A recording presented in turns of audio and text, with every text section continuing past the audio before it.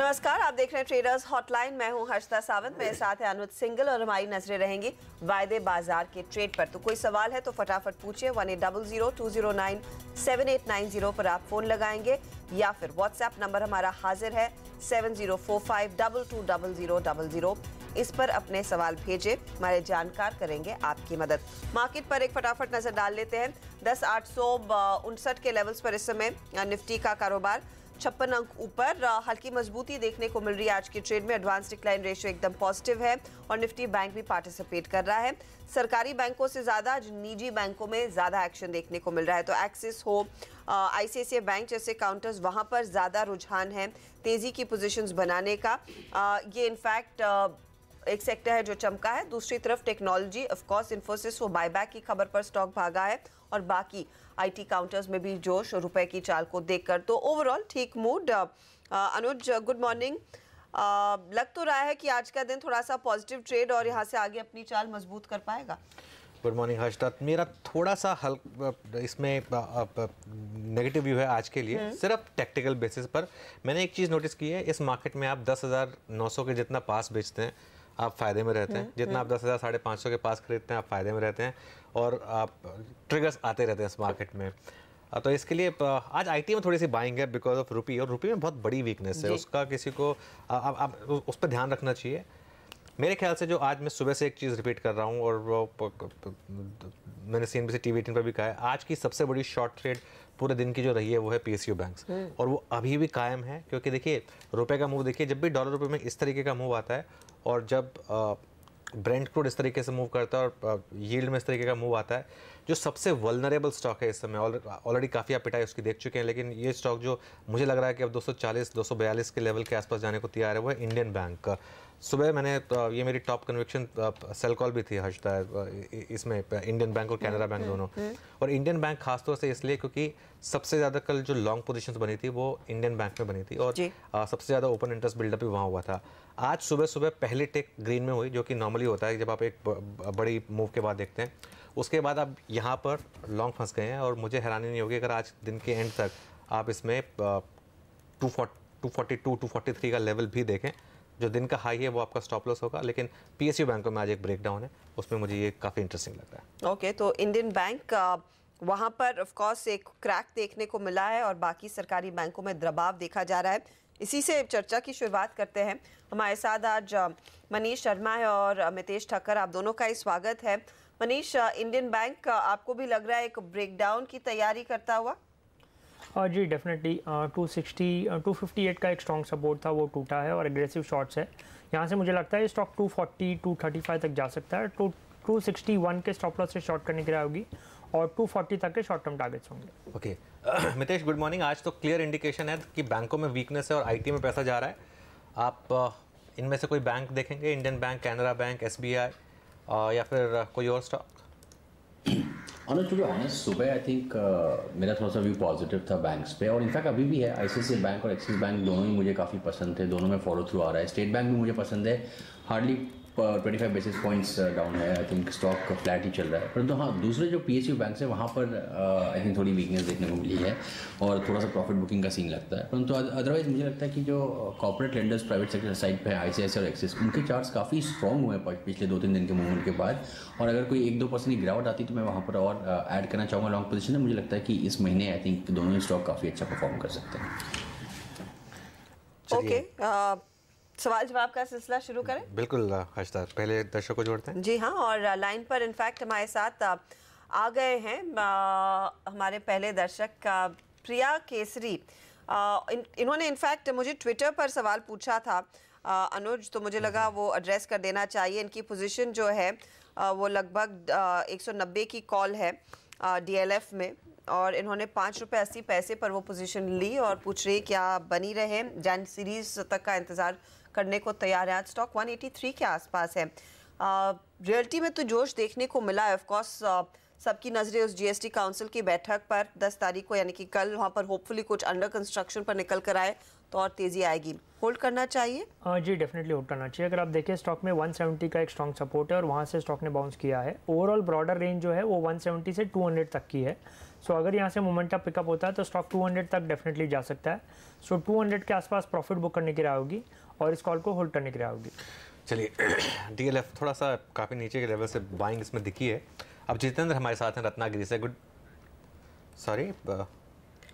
अच्छा, HT media के CFO हमारे साथ लाइन पर आ गए हैं। अनुज, ये जो आज वैसे भी प्रिंट मीडिया के स्टॉक्स में हमने देखी है अच्छी खासी तेज़ी, क्योंकि सरकार ने डिसाइड किया कि 25% वो एड रेट्स बढ़ाएंगे, उसको लेकर वो स्टॉक स्क्रीन पर लेकर आते हैं। HT मीडिया हो या फिर दैनिक भास्कर, DB कॉप यानी कि, या फिर जागरण प्रकाशन, सभी काउंटर्स में अच्छी खासी तेज़ी देखने को मिली है। क्या पीयूष गुप्ता साहब लाइन पर हैं? अच्छा, नहीं, अभी तक बात बनी नहीं है, तो दर्शक के पास ही चलते हैं। जी हाँ, और जितेंद्र है हमारे साथ रत्नागिरी से। Jitendra, good morning. Good morning sir. पूछे सवाल। जी, मैंने रिलायंस का 1160 का कॉल बाय किया है 3 लॉट एट 15 रुपीज। 15 रुपए पे 1160 की कॉल आपने बाय की। कल बाय की है या आज सुबह बाय की है? नहीं, दो दिन हो गए सर, 4 तारीख। 2 दिन हो गए, 4 तारीख को। सबसे पहले डिस्क्लेमर देते हैं, रिलायंस वो कंपनी है जो इस चैनल को ओन करती है, तो ये हमारी तरफ से एक डिस्क्लेमर। अब रिलायंस का चार्ट लेकर आते हैं एक बार। रिलायंस में काफ़ी टाइम के बाद थोड़ा सा अंडर परफॉर्म किया था, क्योंकि लग रहा है कि शायद इन्वेंट्री लॉस होंगे उनको, लेकिन अब इंडिकेट कर रहा है मितेश शायद कि कुछ बॉटम इसने बना लिया है, लेकिन 1160 की कॉल में इनको पैसा मिलेगा। अनुज, आई थिंक चूंकि एक्सपायरी लंबी है और टाइम है, आई थिंक मुझे लगता है कि पैसा शायद मिल जाए। बड़ा पैसा नहीं मिलेगा, क्योंकि अभी भी जैसा कि आपने बताया जो स्टॉक में एक 1085-90 के आसपास अगर आप देखेंगे तो 10 दिसंबर से लेकर अभी तक करीबन 3 या 4 क्लोजिंग्स हैं और काफ़ी इंपॉर्टेंट लेवल बन के वो ऊपर है। तो वहाँ से हमने वापस इंट्राडे चार्ट से बाय सिग्नल दिया है, परंतु कॉन्ट्रैक्टिंग रेंज है स्टॉक की 1140-50 के ऊपर ज़्यादा डिफिकल्ट लगता है। तो मेरे ख्याल से जब भी स्टॉक 1135-40 के आसपास आए वहाँ पर आप प्रॉफिट बुक कर लें। अभी आपके भाव के नज़दीक ही है, तो अगर यहाँ से 20-22 रुपये और स्टॉक बढ़ता है, जिसकी मुझे संभावना काफ़ी अच्छी लगती है, तो कॉल शायद आपका 7-8-9 रुपये और बढ़ जाएगा। तो आई थिंक वहाँ पे एग्जिट करने का ट्राई कीजिए। और नीचे में ऐसे तो रिस्क कम लगता है मुझे, परंतु अगर 1085 तोड़ता है कैश में तभी आप एग्जिट करें, अदरवाइज आपको पूरे चांसेस हैं कि आपको इसमें पैसा बन जाएगा। ओके, तो ये फिलहाल आपके लिए राय रिलायंस इंडस्ट्रीज पर। लेकिन जैसे हम कोशिश कर रहे थे HT मीडिया के CFO, ग्रुप CFO से बात करने की, वो लाइन पर आ चुके हैं, मिस्टर पीयूष गुप्ता। गुप्ता जी, ये जो सरकार ने कल बयान दे दिया है, INB मिनिस्ट्री ने कहा है कि प्रिंट मीडिया के लिए एड रेट्स में 25% का इजाफा, इससे क्या इम्पैक्ट पड़ेगा? ब्रोकरेजेस तो उम्मीद कर रहे हैं कि EPS में 10 to 12% तक की ग्रोथ देखने को मिलेगी, आपका अनुमान क्या है? देखिए, बिल्कुल मिल सकती है, क्योंकि गवर्नमेंट रेवेन्यू काफी सब्सटेंशियल पार्ट है प्रिंट मीडिया कंपनियों के लिए, और अभी क्योंकि इलेक्शन भी आ रहे हैं तो थोड़ा प्रिंट मीडिया की कंजम्पशन भी गवर्नमेंट में बढ़ेगी, तो इजाफा डेफिनेटली 10 से 15% का हो सकता है, बट एग्जैक्ट नंबर कहना अभी मुश्किल है, हमने उतने अभी वर्किंग करी नहीं है। ये 10 से 15% रेवेन्यू ग्रोथ की आप बात कर रहे हैं? नहीं, 10 से 15% EPS पे इसका इम्पैक्ट पॉजिटिव आ सकता है। रेवेन्यू ग्रोथ तो 25%, जो भी सरकारी रेवेन्यू है उस पर 25% का इजाफा प्राइसिंग से आ जाएगा, तो उसका इम्पैक्ट EPS के ऊपर 10 से 15% का आराम से आ सकता है। बाकी एड रेट्स में किसी तरह का इजाफा भी आने की उम्मीद कर रहे हैं आप आगे? नहीं, अभी कुछ उम्मीद नहीं है, क्योंकि इस समय प्रिंट काफी प्रेशर में है बिकॉज ऑफ डिजिटल, तो इस समय प्राइवेट रेवेन्यू में कोई इम्प्रूवमेंट की उम्मीद नहीं है। गवर्नमेंट रेवेन्यू में ये 5 साल के बाद हुआ है, और आपको बताना चाहूंगा कि गवर्नमेंट रेवेन्यू के जो प्राइसेस रहते हैं, जो DAVP सेट करती है रेट स्ट्रक्चर कमेटी के अंतर्गत, वो काफी सब्सटेंशियली लोअर होते हैं प्राइवेट रेवेन्यू से। Okay. तो this is a welcome move, but suffice to say कि ये अभी भी प्राइवेट रेट से काफी कम है। शुक्रिया गुप्ता साहब। और जैसे आपने कहा 25% रेवेन्यू में इंक्रीज दिखेगा इसी सेगमेंट से, लेकिन प्राइवेट बिजनेसेस जो नॉर्मली एडवर्टाइज करती है वहां पर माहौल अभी भी ठंडा है, तो आज एक रिएक्शन जरूर देखने को मिला इन स्टॉक्स में। चलिए आगे बढ़ते हैं। रवि कुमार हमारे साथ जुड़ गए हैं लाइन पर छपरा से। Ravi, good morning. जी, गुड मॉर्निंग मैडम। बताइए सर, क्या ट्रेड लिया आपने? हाँ, मैं पीरामोल इंटरप्राइजेज को शॉर्ट करना चाहता हूँ, क्या ये लेवल ठीक है?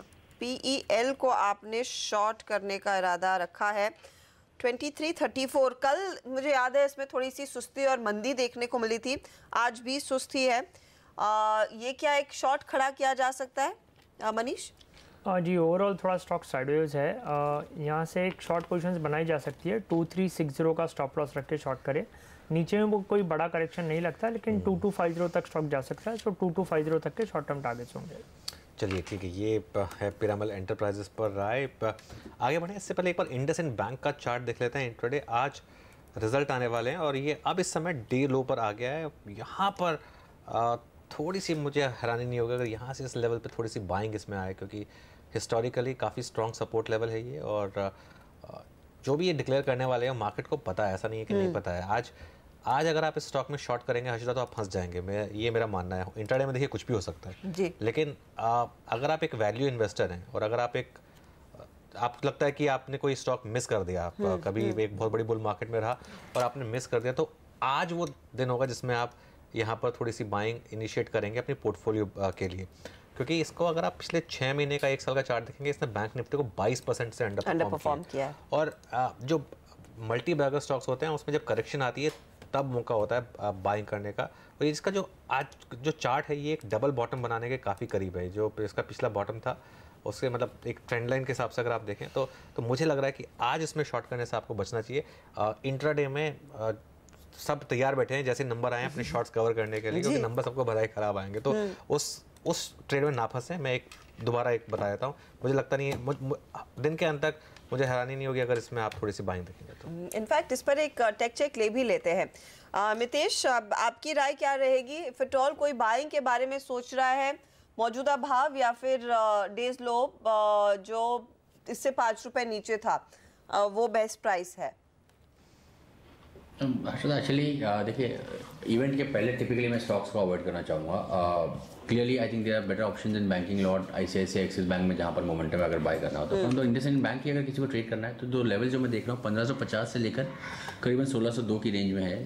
तो आई थिंक रेंज ट्रेड है। प्रीफर करें कि इसको अगर आपको रिजल्ट के साथ कोई चॉपनेस मिलती है तो 1560-55 की रेंज में बाय करें, 1545 नीचे का स्टॉप लॉस लगाएंगे और 1600 के आसपास बुक करने का ट्राई करें। बिल्कुल, रिजल्ट के बाद भले ही इसको लें, लेकिन एक जो मैं बात बोल रहा हूँ वो पोर्टफोलियो इन्वेस्टर्स के लिए बोल रहा हूँ हर्षिता। इंट्राडे में कुछ भी हो सकता है देखिए, लेकिन आज इसमें आपको एक अच्छी स्विंग ट्रेड मिलेगी। यहाँ से लेके अगले 2 हफ्ते के बीच में आप इसमें एक अच्छा मौका देखेंगे। ये मेरी एक जिसे कहते हैं ना गट फीलिंग, वो है इसके स्टॉक के जो चार्ट्स हैं उस सबको देखकर।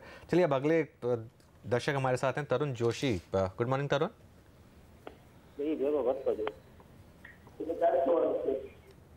हेलो, चलिए कॉल ले लेते हैं तरुण जोशी की। उन्होंने HPCL का 260 का कॉल लिया है 4 रुपये 55 पैसे पर। आज थोड़ा सा ब्रेकडाउन देख रहे हैं आप ऑयल मार्केटिंग कंपनीज में। मनीष क्या एडवाइस होगी?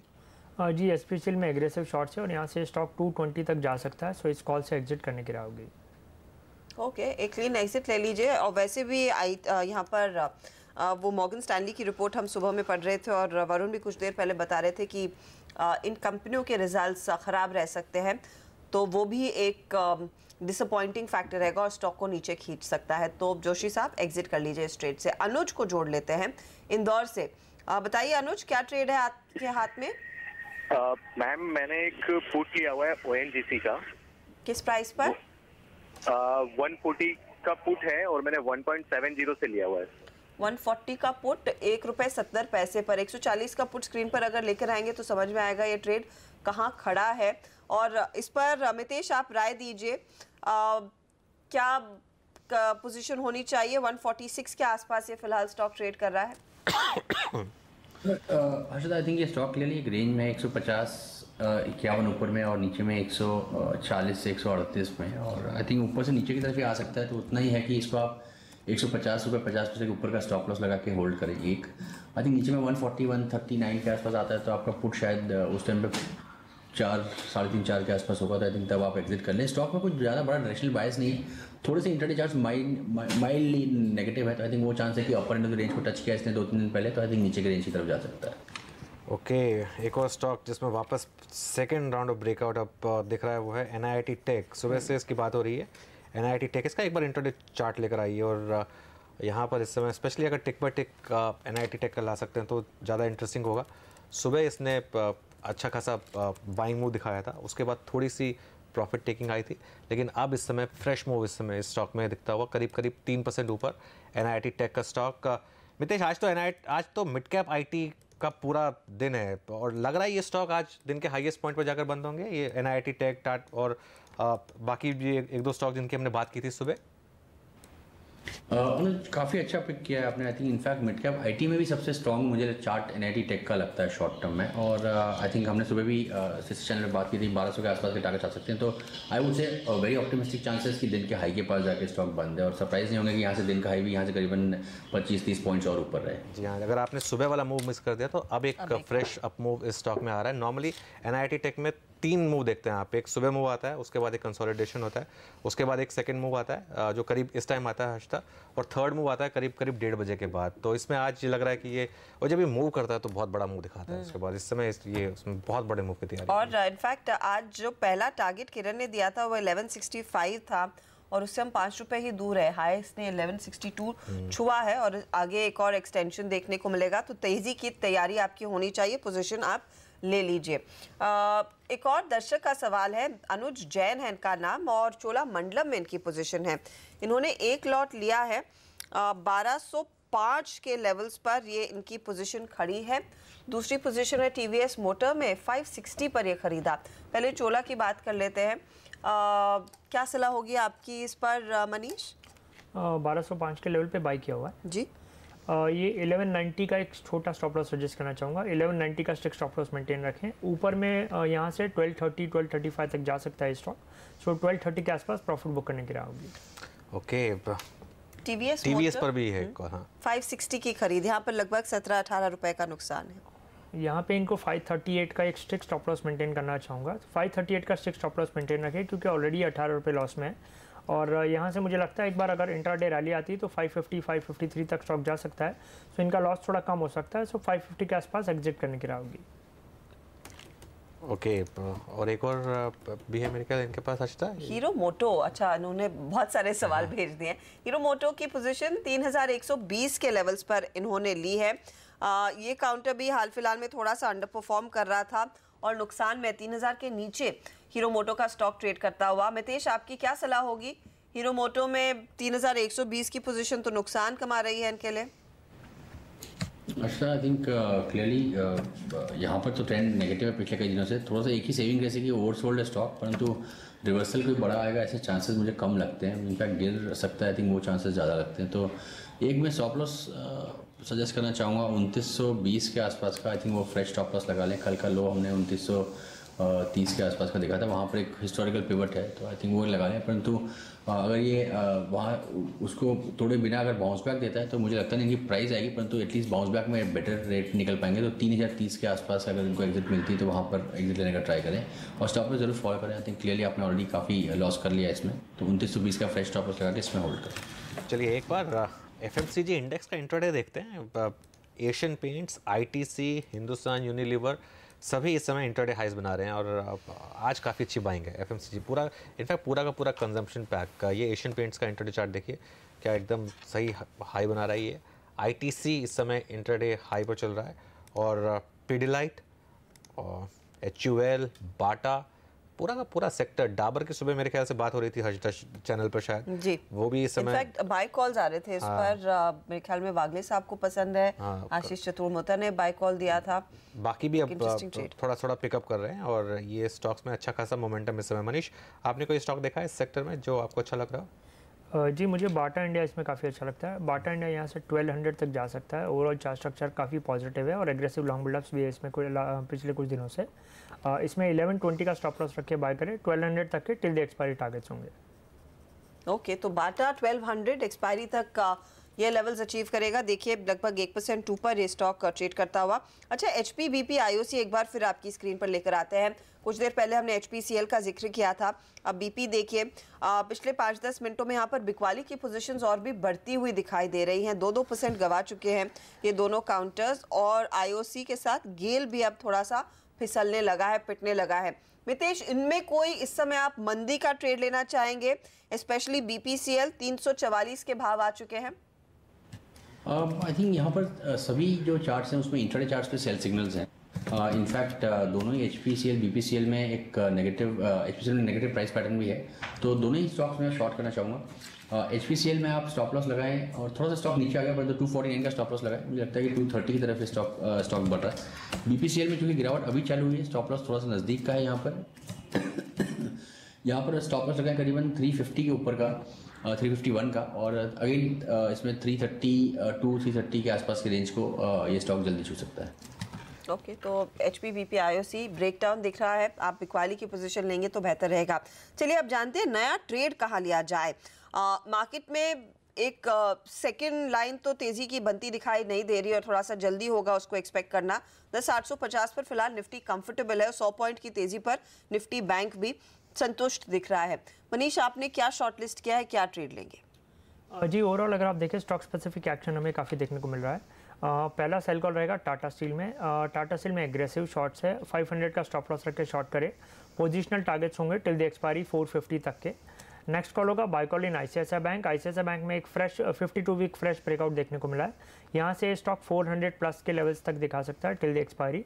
सो 372 का स्टॉप लॉस रख के बाय करने की होगी ICICI बैंक में। लास्ट कॉल होगा buy call in Infosys. Infosys में भी एक फ्रेश ब्रेकआउट देखने को मिला है। यहाँ से 720 तक के टारगेट्स आते हैं। सो 720 के टारगेट्स के लिए ट्रेड करें 670 के स्टॉप लॉस के साथ। ओके, ब्रेकडाउन की बात हो रही है तो इस समय ब्रेकडाउन आप देख रहे हैं मिड कैप इंडेक्स में, और सबसे ज़्यादा ब्रेकडाउन ADAG ग्रुप में। ADAG ग्रुप के 2-3 स्टॉक्स एक बार लेकर आते हैं इंट्राडे। सबसे पहले रिलायंस पावर, वहाँ से स्टार्ट करते हैं। वो स्टॉक इस समय लोएस्ट पॉइंट पर दिन के, और ये नॉर्मली होता है जब मिड कैप इंडेक्स में अंडर परफॉर्मेंस आती है, सबसे ज़्यादा ADAG शेयरों की पिटाई होती है। तो रिलायंस पावर इस समय, रिलायंस इंफ्रा पर नज़र रखें, वो सबसे ज़्यादा हाई बीटा नेम है इन सब स्टॉक्स में, और वो भी इस समय एक फ्रेश ब्रेकडाउन के कगार पर है। करीब करीब देखिए 300 अगर इसने तोड़ा रिलायंस इंफ्रा ने, तो एक सीधा एक मूव जो 292-93 करीब का वहाँ पर ओपन हो जाएगा। ये बहुत क्रिटिकल लेवल है रिलायंस इंफ्रा के लिए। 300 रुपये 70 पैसे पर ये स्टॉक है, लेकिन आप ब्रेकडाउन काफ़ी क्लियरली इसमें देख सकते हैं। और इवन रिलायंस कम्युनिकेशन में मितेश, ADAG स्टॉक्स के चार्ट देखिए, कुछ इंटरेस्टिंग लग रहा है आपको यहाँ पर? यहाँ पर आई थिंक 2 ही स्टॉक्स जो मैं ट्रैक कर रहा हूँ वो रिलायंस इंफ्रा और रिलायंस कैपिटल हैं। रिलायंस इंफ्रा इनफैक्ट 2 बार 290-285 के लेवल से घूमा है, परंतु ऊपर ब्रेकआउट नहीं दे पाया। आई थिंक मुझे लगता है कि थोड़ा टाइम ये साइडवेज रहेगा 280 से लेकर 310 में, और इंट्राडे चार्ट्स थोड़े से वीक हुए हैं इसके, तो शायद वापस से 280 के लेवल्स को ये स्टॉक छू सकता है। और दूसरा जो स्टॉक है रिलायंस कैपिटल का, वो ऑलरेडी रेंज में आ चुका है। 205-203 से लेकर करीबन 230 की रेंज में है स्टॉक, और ऐसा कोई बड़ा सिग्नल नहीं है ट्रेंड का, परंतु इंट्राडे चार्ट्स पे आई थिंक एक माइल्ड नेगेटिव सेल सिग्नल, तो हो सकता है कि थोड़ा दबाव रहे स्टॉक। ओके, कुछ प्रेशर में काउंटर साफ या फिर ये पूरा पैक दिखने लगा है, तो मंदी की पोजीशंस आप ले सकते हैं या फिर तैयार रह सकते हैं एक शॉर्ट कॉल लेने के लिए। मितेश, आपने क्या ट्रेड्स शॉर्टलिस्ट किए आज? हर्षदा, सुबह आई थिंक जब शो चालू हुआ तो उसके जस्ट पहले आप शायद किरण से ICICI प्रू की बात कर रही थी। आई थिंक मेरा एक स्टॉक है आज वो, काफ़ी अच्छा यहाँ पर प्राइस इन वॉल्यूम एक्शन या ब्रेकआउट देखने को मिल रहा है। तो मुझे लगता है कि 332 का इसने जो ब्रेकआउट दिया है, उसके बाद 327 के स्टॉप से इसको बाय करें। 344-45 का पहला टारगेट होगा, चांसेस है कि 355 के लेवल को भी ये स्टॉक छू लेगा। और दूसरा बाय कॉल होगा NCC में, जहाँ पर 89.5 के स्टॉप से और काफ़ी टाइट स्टॉप है, बाय करें 94.5 के टारगेट्स के लिए। ओके, तो NCC में तेजी और ऑफ कोर्स ICICI प्रू में भी तेजी की पोजीशन। अच्छा, एक ऑप्शन स्ट्रैटेजी टेक्नोलॉजी कंपनियों में TCS पर यहाँ पर मनीष ने बनाई है। मनीष, क्या ट्रेड लेंगे कल नंबर से पहले? हाँ जी, TCS में अगर आप देखिए 1850 तक 1840 तक स्टॉक आया था और वहाँ से काफ़ी अच्छी हमें बाइंग देखने को मिली थी, और इसमें एग्रेसिव लॉन्ग बिल्डअप्स है लास्ट कुछ दिनों में। कल रिजल्ट है इसमें, उसी के लिहाज से 1950 का कॉल बाय करें 40 रुपये के आसपास। इसमें 10 रुपये का स्टॉप लॉस होगा, और ये कॉल में 80 to 100 रुपीज़ तक के टारगेट्स होंगे आफ्टर द रिजल्ट। ओके, तो 1950 का कॉल लेकर चले, जो इस समय 37 रुपये 85 पैसे पर है, और 80 से 100 रुपये बनने के चांसेस यहाँ पर पूरी तरह से हैं। TCS के नंबर्स याद रखिएगा कल बाजार बंद होने के बाद शाम को आएंगे। चलिए, इसी के साथ बहुत बहुत शुक्रिया मितेश और मनीष हमारे लिए समय निकालने के लिए। हम लेंगे एक छोटा सा ब्रेक के बाद प्रियंका संभव सवाल जवाब का सिलसिला जारी रखेंगे।